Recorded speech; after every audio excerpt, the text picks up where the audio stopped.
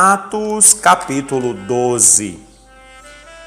Por aquele mesmo tempo, o rei Herodes estendeu as mãos sobre alguns da igreja para os maltratar. Ele matou Tiago, irmão de João, à espada. Vendo que isso agradara aos judeus, prosseguiu, mandando prender também Pedro. Eram os dias dos pães asmos. Havendo-o detido, lançou-o na prisão, confiando a guarda de 4 quaternos de soldados, pretendendo apresentá-lo ao povo depois da Páscoa. Pedro estava encarcerado, mas a igreja fazia contínuas orações por eles a Deus. Quando Herodes estava para apresentá-lo naquela mesma noite, Pedro dormia entre 2 soldados presos por 2 correntes. Então sobreveio o anjo do Senhor e uma luz resplandeceu na prisão.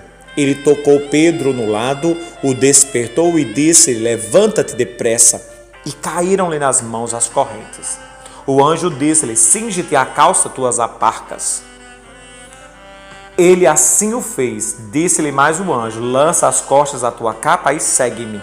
Ao sair, Pedro o seguiu, sem saber o que estava acontecendo por meio do anjo, que era real, pois pensava tratar-se de uma visão.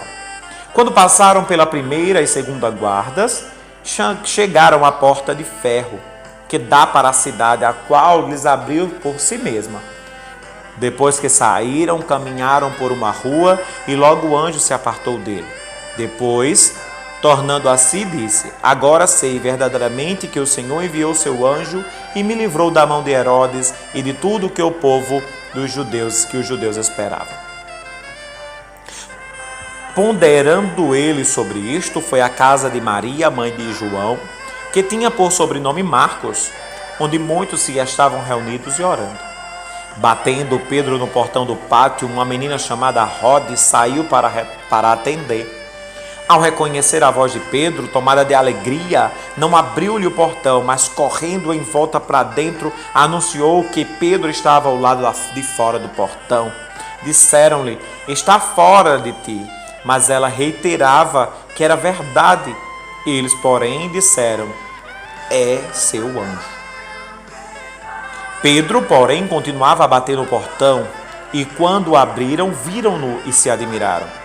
Fazendo-lhes um sinal com a mão para que se calassem, contou-lhes como o Senhor tirara da prisão e acrescentou: anunciar isto a Tiago e aos irmãos.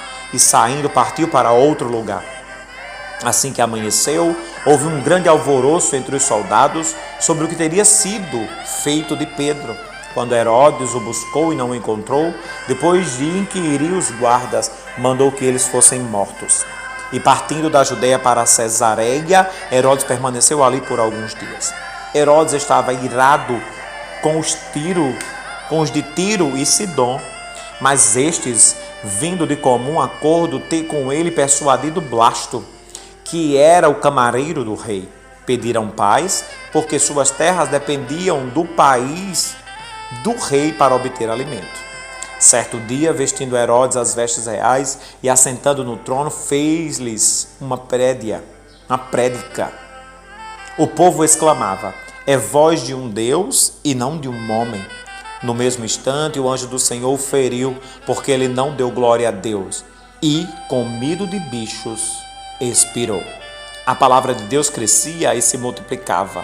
Barnabé e Saulo, havendo cumprido aquele serviço, voltaram de Jerusalém, levando também consigo João, que tinha por sobrenome Marcos. Atos capítulo 12.